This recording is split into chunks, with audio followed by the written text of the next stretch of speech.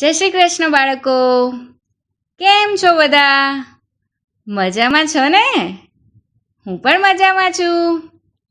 ચાલો તો આજની વાર્તા સાંભળીએ.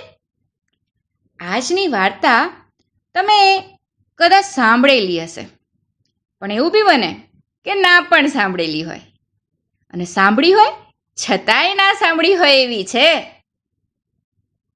આજની વાર્તાનું નામ છે લપલપ્યો ટપ્પુ.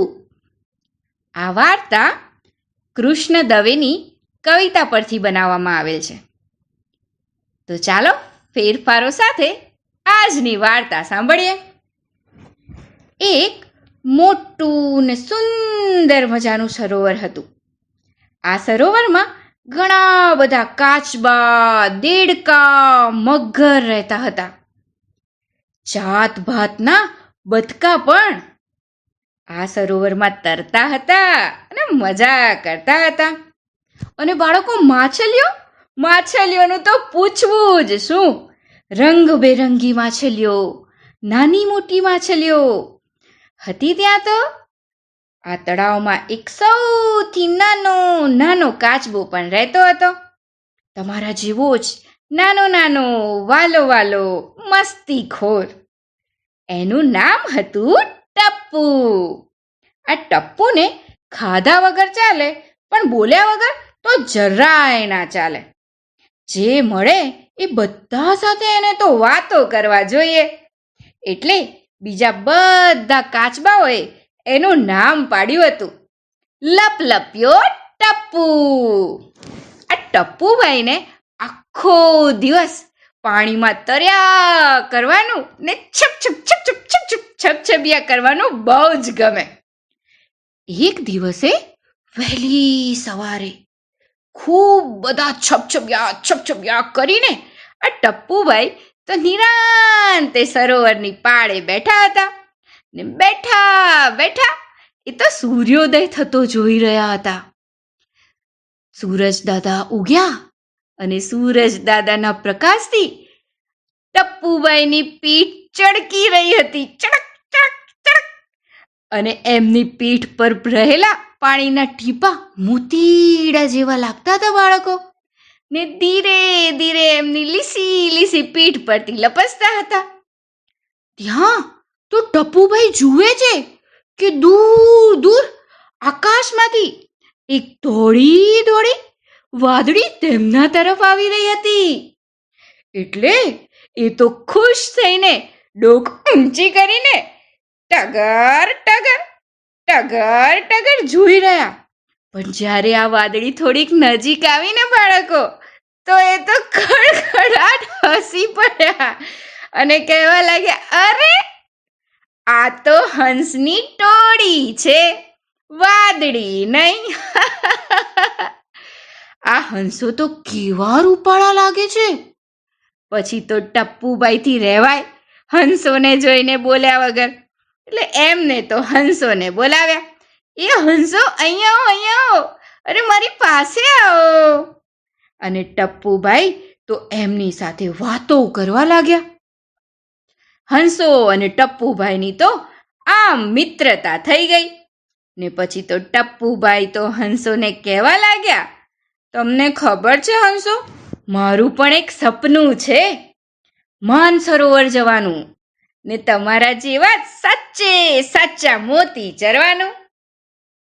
હંસો તો ટપ્પુભાઈની આ વાત સાંભળીને ખૂબ હસવા લાગ્યા.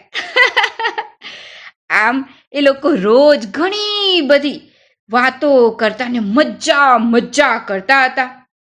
ત્યાં તો એક દિવસ હંસોએ કહ્યું, ટપ્પુભાઈ, હવે તો અમારે અમારા ઘરે માનસરોવર જવાનો સમય થઈ ગયો છે. એટલે આવતીકાલે વહેલી સવારે અમે અહીંથી ચાલ્યા જઈશું. ટપ્પુભાઈ તો હંસોની વાત સાંભળીને ખૂબ દુઃખી થઈ ગયા અને રડવા લાગ્યા. નહીં, મને પણ તમારા સાથે માનસરોવર લઈ જાઓ ને. મને તમારા વગર નહીં ગમે. મને એકલો મૂકીને ના જાઓ.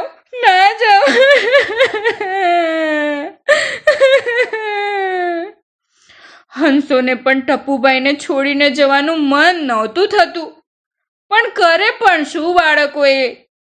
આ ટપુભાઈને ક્યાં પાંખો હતી હંસોની જેવી કે એ આકાશમાં ઉડીને આવી શકે? અને માનસરોવર તો પાછું હતું એ ઘણું દૂર. ત્યાં તો એક હંસથી રહેવાયું નહીં, ટપુભાઈને દુખી થયેલા જોવાયું નહીં. એટલે એ તો ફર ફર ફર ફર કરતો ઉડ્યો અને એની ચાંચમાં એક લાકડી લઈ આવ્યો અને કહેવા લાગ્યો, ટપુભાઈ જુઓ, આ લાકડીને જુઓ. તમે છે ને આ લાકડીને વચ્ચેથી મોંમાં બરાબર પકડી લેજો અને અમે બંને એનો એક એક છેડો ચાંચમાં લઈને ઉડીશું. પણ હા, એ વાત યાદ રાખજો ટપુભાઈ કે તમારે ઉડ્યા પછી એક શબ્દ પણ બોલવાનો નથી. બોલો, છે મંજૂર? ટપુભાઈ તો આ ઉપાય સાંભળીને ખુશ ખુશ થઈ ગયા ને નાચવા ને ગાવા લાગ્યા.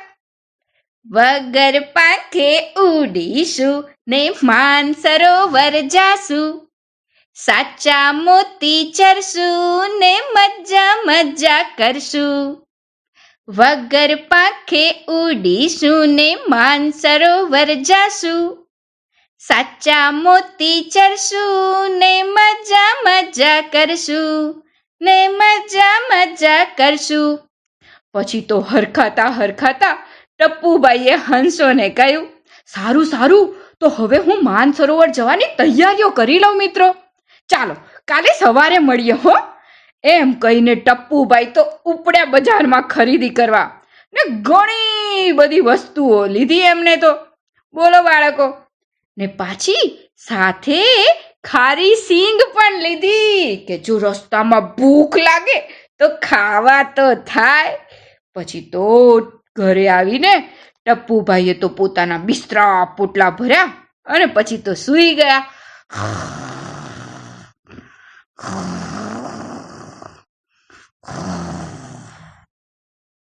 ને પછી બીજા દિવસે તો વહેલી સવારે તૈયાર થઈને સરોવર પાળે પહોંચી ગયા ટપુભાઈ.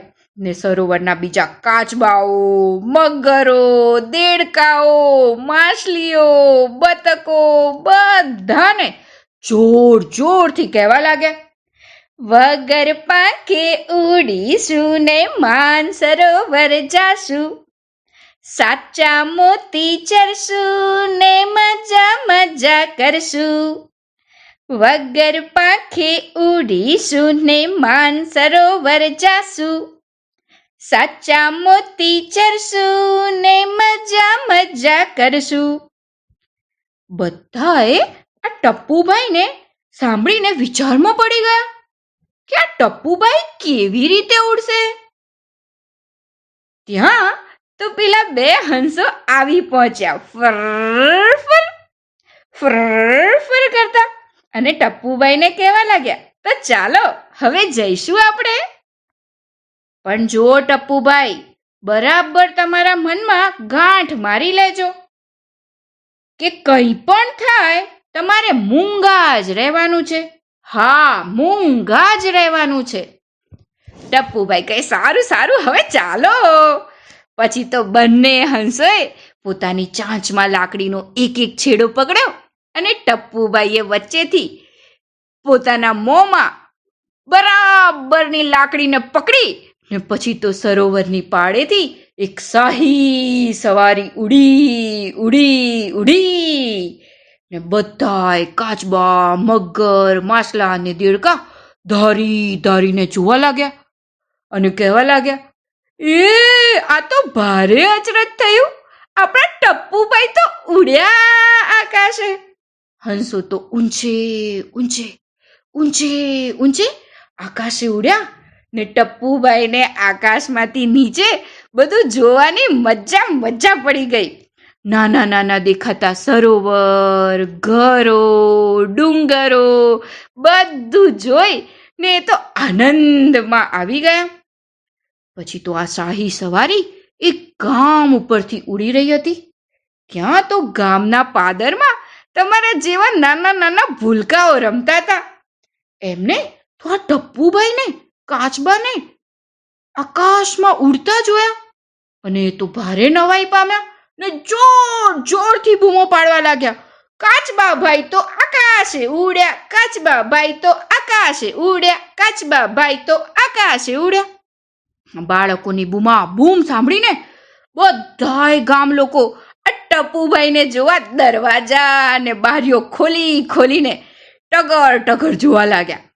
ટપુભાઈ તો આટલા બધા લોકો ખાલી ને ખાલી પોતાને જુએ છે એ જોઈને બરાબરના ફૂલાઈ ગયા. આહા, હું તો બહુ મોટો માણસ, જો જો મને જોવા બધા ગામ લોકો બહાર નીકળે છે. આહા, અને એમ ફૂલાય ને એ ટપ્પુભાઈ તો બધાને આવજો ટાટા, આવજો ટાટા કહેવા લાગ્યા. પણ આ શું? જેવું આવજો બોલવા ગયા ત્યાં તો ટપ્પુભાઈના મોંમાંથી લાકડી છૂટી ગઈ ને ટપ્પુભાઈ તો ઊંધા માથે આકાશમાંથી નીચે જવા લાગ્યા. બંને હંસોને તો ધ્રાસકો પડ્યો, ધ્રાસકો. હવે આપણા ટપ્પુભાઈ નીચે પડી જશે ને એમના રામ રમી જશે. આ તો થોડી કઈ પાણી છે કે એ છપછપ છપછપ કરતા તરશે. ક્યાં તો બધાના આશ્ચર્યની વચ્ચે આપણા ટપુભાઈએ ચાપ દબાવી ચપ અને ખોલ્યું પેરાશૂટ. હંસો તો જોતા જ રહી ગયા ને ટપ્પુભાઈ તો બોલવા લાગ્યા, મેં જુઓ મિત્ર જુઓ, આમાં તો પાંખ વીંજવાની એ માથાકૂટ નથી હોતી, જુઓ જુઓ. તમને શું લાગ્યું? હે, શું લાગ્યું તમને કે આ ટપ્પુભાઈ બજારમાં કઈ ખાલી ખારી સિંગ ખરીદવા ગયા હતા? ના ભાઈ ના, જુઓ જુઓ, હું પણ હવામાં તરી શકું છું. હવે તો હું પણ તરીશ. હા હા હા. અરે, એ વાર્તા તો જૂની હતી જેમાં અમારા ઘણાય પૂર્વજો મળતા હતા. પણ અમે તો અમારા પૂર્વજોના અનુભવમાંથી શીખ્યા છીએ અને એટલે જ હવે કોઈ કાચબો આમ નહીં મરે.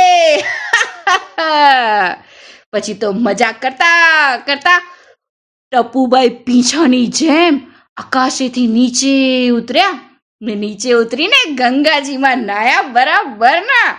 ત્યાં તો એમના મિત્રો હંસો આવી પહોંચ્યા ને ફરી એ લોકો તો ઉડ્યા ફર